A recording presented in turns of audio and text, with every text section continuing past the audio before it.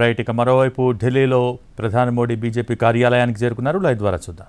उनको सहयोग करेंगे और हम सब मिलकर मोदी मोदी मोदी मोदी मोदी मोदी मोदी मोदी मोदी मोदी मोदी मोदी मोदी मोदी డెల్టా శ్రీహరి పంచ తులసి నీటిని న్యాచురల్ గా ఆల్కలైన్ చేసి యాంటీ ఆక్సిడెంట్స్ అభివృద్ధి చేయడంలో సహాయపడుతుంది. श्रीहरि पंच तुलसी के लिए चुने गए ऐसे व्यक्ति का कैसे स्वागत होता है और विनम्रता से सभी कार्यकर्ता जनता का अभिवादन का स्वीकार करते हुए आदरणीय प्रधानमंत्री जी मंच की ओर बढ़ रहे हैं. मोदी मोदी मोदी सभी कार्यकर्ताओं का प्यार, सभी जनता का प्यार, इसका अभिवादन का स्वीकार करते हुए देश को प्रधानमंत्री पद के लिए तीसरी बार चुने गए हमारे आदरणीय नेता माननीय प्रधानमंत्री मोदी जी का जोरदार स्वागत हम सब मिलकर कर रहे हैं. बीजेपी जिंदाबाद, एनडीए जिंदाबाद, एनडीए जिंदाबाद. सभी कार्यकर्ता अपने अपने स्थान ग्रहण करें, अपने स्थान पर बैठे.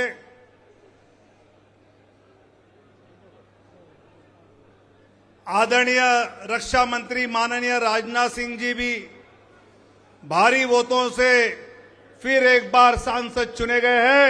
उनका जोरदार तालियों से हम यहां पर अभिनंदन करेंगे. आदरणीय गृह मंत्री आदरणीय अमित भाई शाह जी का भी गुजरात से जोरदार वोटों से जनता ने चुनकर भेजा है.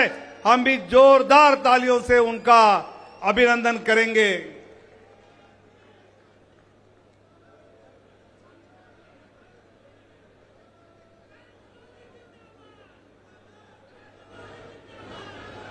नरेंद्र मोदी जिंदाबाद, नरेंद्र मोदी जिंदाबाद, बीजेपी जिंदाबाद, बीजेपी जिंदाबाद. भारत माता की, भारत माता की. फिर एक बार, फिर एक बार, फिर एक बार जय श्री राम, सियावर रामचंद्र की. आदरणीय प्रधानमंत्री जी और आदरणीय अध्यक्ष जी का मंच पर जोरदार तालियों से हम स्वागत कर रहे हैं. सभी अपना अपना स्थान ग्रहण करें. अभी हम कार्यक्रम को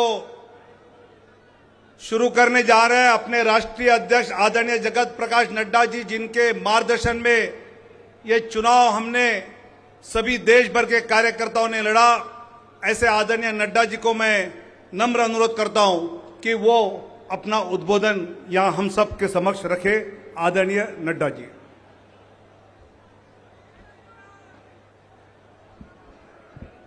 बोलिए भारत माता की, भारत माता की, भारत माता की.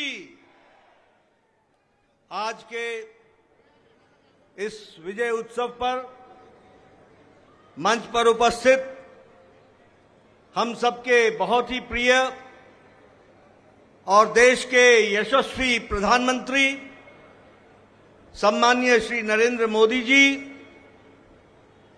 हमारे रक्षा मंत्री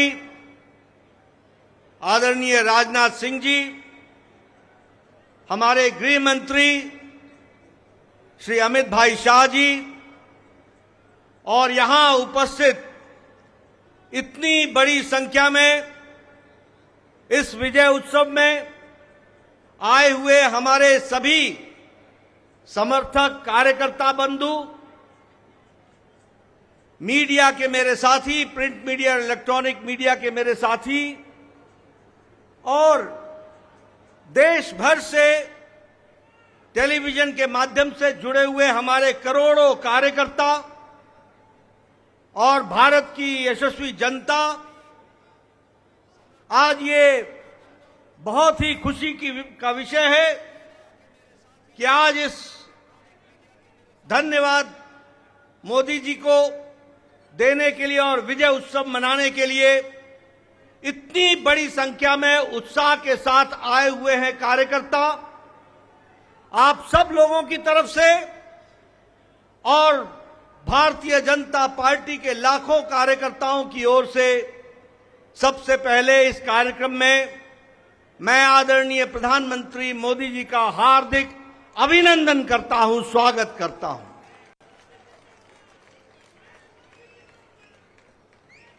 हमें सबको स्मरण है कि चाहे चुनाव की बेला हो, चाहे देश को नेतृत्व करने की बात हो और देश को समस्याओं से निकालने का, अब जिसे हम कहते हैं कि आपदा को अवसर में बदलने में आदरणीय प्रधानमंत्री मोदी जी ने हमेशा देश को, पार्टी को, देश की जनता को फ्रंट से लीड किया है। ऐसे हमारे यशस्वी प्रधानमंत्री जी का मैं अभिनंदन करता हूं, स्वागत करता हूं। मैं आज सभी एनडीए के साथी दल और भारतीय जनता पार्टी के कार्यकर्ता, जिन्होंने अथक प्रयास के साथ पीछे कई महीनों से अथक प्रयास किया और एनडीए को जो जीत दिलाई है, उसके लिए मैं साथी दलों का और हमारे कार्यकर्ताओं का और साथी दलों के कार्यकर्ताओं का भी हार्दिक धन्यवाद देता हूं और उनका भी मैं अभिनंदन करता हूं।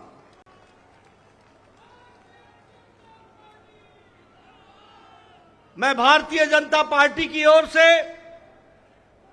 देश के करोड़ों हमारे देशवासियों को, जो प्रधानमंत्री मोदी जी के नेतृत्व में विश्वास करते हुए एक ऐतिहासिक पल, एक ऐतिहासिक घड़ी के चश्मदीद गवाह बनने का हम सबको सौभाग्य दिया, ऐसे हमारे मतदाता बंधु, जिन्होंने भारतीय जनता पार्टी और एनडीए को अपना आशीर्वाद दिया और प्रधानमंत्री मोदी जी के नेतृत्व को आगे बढ़ाने का काम किया, ऐसे करोड़ों करोड़ों देशवासियों को मैं पार्टी की ओर से बहुत बहुत धन्यवाद देता हूं।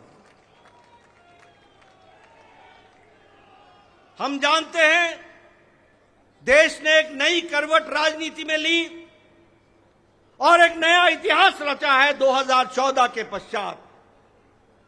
हम जानते हैं कि 2014 के बाद मोदी जी के नेतृत्व में एक मजबूत सरकार बनकर के आई, मजबूत सरकार, और हमने देखा कि इस मजबूत सरकार को 2019 में फिर से भारत की जनता का आशीर्वाद मिला और देश के चाहे कोई आपदा आई, चाहे समस्याएं आई, चाहे गरीबों के उत्थान के विषय थे, प्रधानमंत्री मोदी जी की नीतियों को फिर से 2024 में आशीर्वाद देते हुए इस ऐतिहासिक घड़ी को हम देख रहे हैं, जब प्रधानमंत्री मोदी जी तीसरी बार लगातार प्रधानमंत्री बन रहे हैं।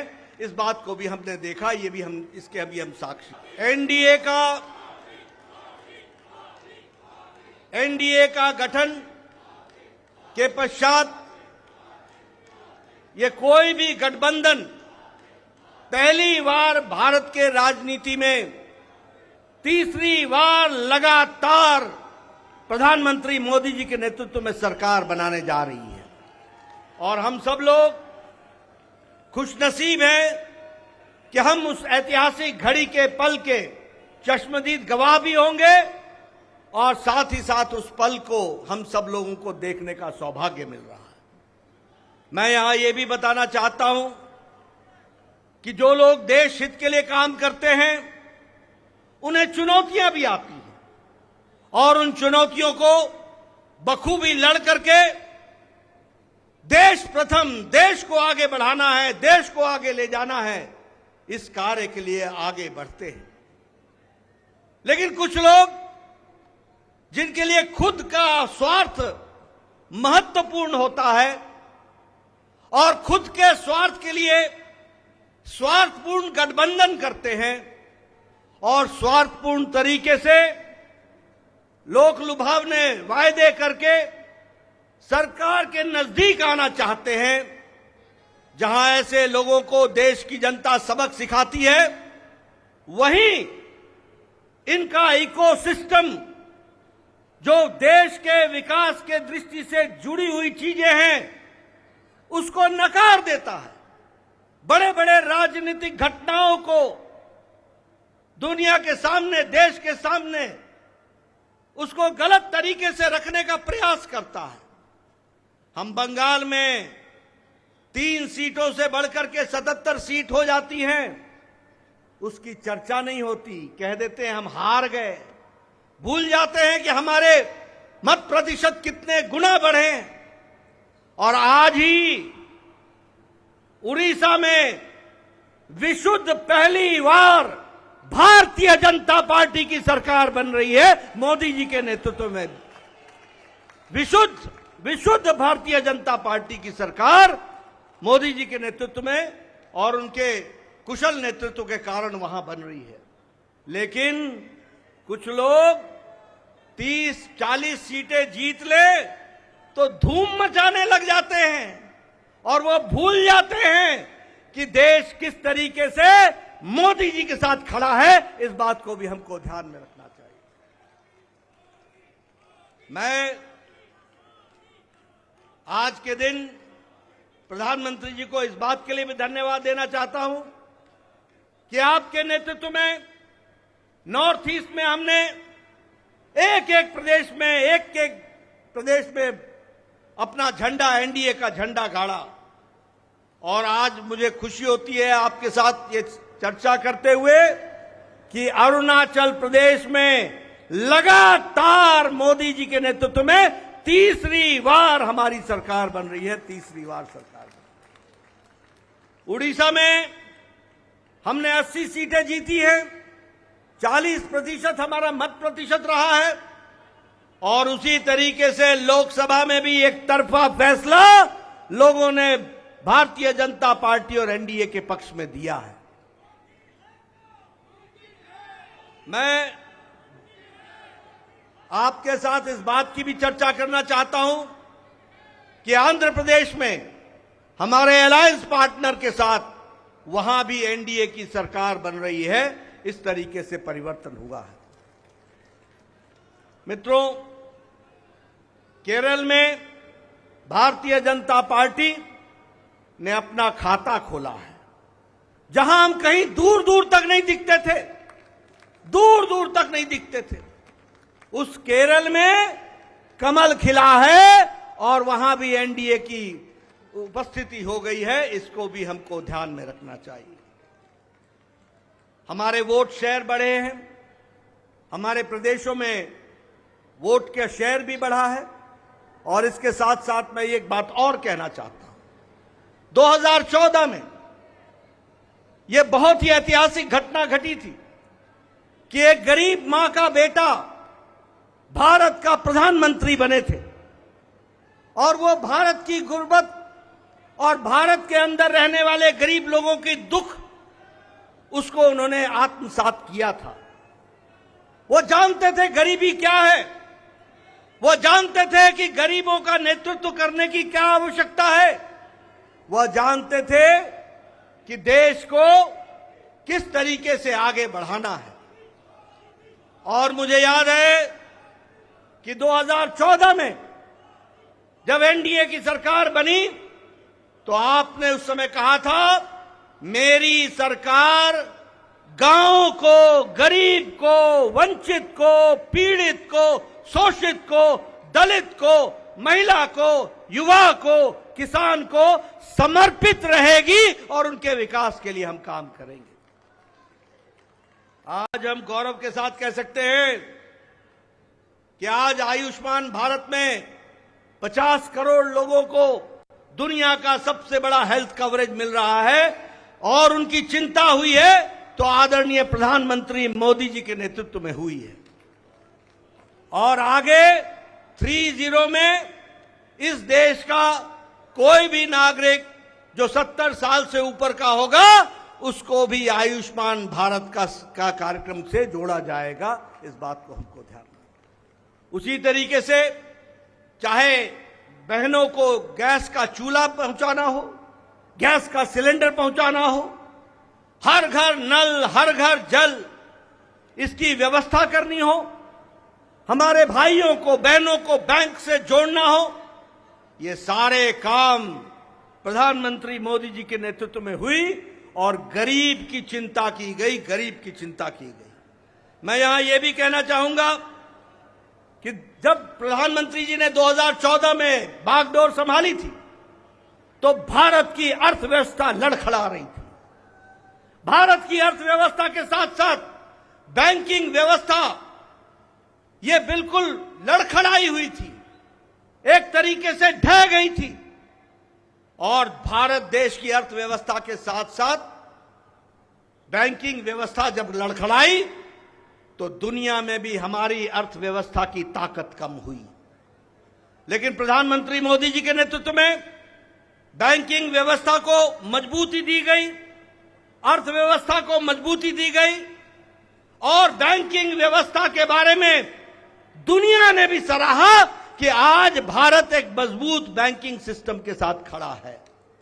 और सबसे बड़ी बात यह है कि 2014 में हम 11वें नंबर की अर्थव्यवस्था थे, 11वें नंबर की। आज हम मोदी जी के नेतृत्व में सुदृढ़ तरीके से 5वें नंबर की अर्थव्यवस्था है और मोदी 30 में तीसरी बार प्रधानमंत्री बन रहे हैं। भारत की अर्थव्यवस्था तीसरे नंबर की होने जा रही है, इसको भी हमको ध्यान में रखना चाहिए। प्रधानमंत्री मोदी जी के नेतृत्व में गांवों को मजबूती मिली, गरीबों को ताकत मिली, दलितों को सम्मान मिला, युवाओं की आशाएं और आकांक्षाओं को पूरा किया, महिलाओं को सम्मान दिया और किसानों को मुख्य धारा में लाने का काम किया और वंचित पीड़ित लोगों को विश्वास के साथ आगे बढ़ाने का काम किया। यह 10 साल का परिवर्तन हम सब लोगों को देखने को मिला है। मैं यहां यह भी कहना चाहता हूं कि विपक्ष नकारात्मक सोच, नेगेटिव सोच के साथ काम करता रहा। कोई भी सकारात्मक 10 साल में कोई भी सकारात्मक योगदान विपक्ष का नहीं रहा है। और मैं तो यह भी कहूंगा कि अभी भी उनको गुमान है, अभिमान है कि देश में एक ही परिवार राज करने लायक है। यानी रस्सी आपने बारंबार जलाई, रस्सी जल गई पर बल नहीं गया, इस तरीके का इनका व्यवहार रहा है। मैं यहां यह भी कहना चाहता हूं, चुनाव के दौरान इन्होंने झूठ फैलाया, इन्होंने फेक वीडियोस निकाले, जनता को बरगलाने का काम किया, गुमराह करने का काम किया, जनता को एक तरीके से झूठ बोल करके वास्तविकता से दूर रखने में कोई कसर नहीं छोड़ी। और सबसे बड़ी बात यह है कि इन्होंने चुनाव में प्रजातांत्रिक मर्यादाओं को भी ताक पर रखा। प्रधानमंत्री मोदी जी के लिए अपशब्द कहे, गालियां दी, एक बार नहीं अनेकों बार। यह विपक्ष का बौखलाहट बोलता है, यह विपक्ष की खिसियाहट बोलती है, यह विपक्ष का बारंबार हार देखने के कारण यह नतीजा हम सबको देखने को मिलता है। और यह अवसरवादी गठबंधन यह जिस तरीके से काम करता रहा है, लोगों ने इसको बारंबार खारिज किया है और 2024 में भी इनको खारिज किया, यह भी हम सबको मालूम है। ये तीसरी बार हार का सामना कर रहे हैं और उसके कारण ये बौखला गए हैं। मेरी इनको सलाह है कि आप अब अपना आत्मनिरीक्षण कीजिए, सेल्फ इंट्रोस्पेक्शन कीजिए। समय आ गया है कि बारंबार आपको भारत की जनता क्यों आपको गिरा रही है, क्यों आपका साथ नहीं दे रही है, इसका आपको इंट्रोस्पेक्शन करने की आवश्यकता है। और मैं यहां यह भी बताना चाहूंगा कि गठबंधन एनडीए का मजबूती से मोदी जी के नेतृत्व में देश का नेतृत्व करते हुए आगे बढ़ेगा और देश को आगे ले जाएगा, इस बात का हम सबको विश्वास है।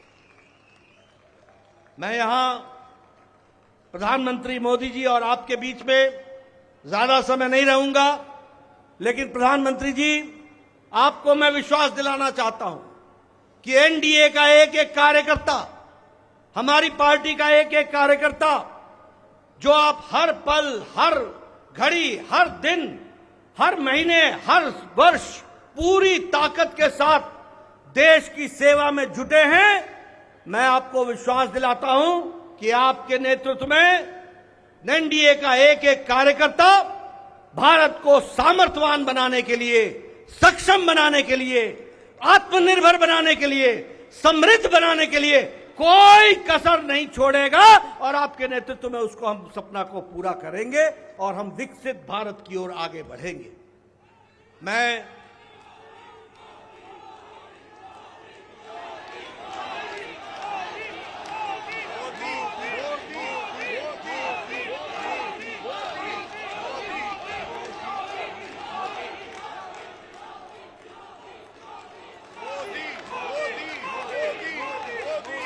इसके पहले कि आदरणीय प्रधानमंत्री जी का हम सबको ऐसे ऐतिहासिक मौके पर मार्गदर्शन मिले, मैं उससे पहले देश के करोड़ों कार्यकर्ताओं की तरफ से, समग्र एनडीए परिवार की ओर से और देशवासियों की ओर से आदरणीय प्रधानमंत्री जी का माल्यार्पण करके, माला पहनाकर उनका स्वागत हम सब लोग करेंगे, ये मैं आपसे निवेदन करता हूं।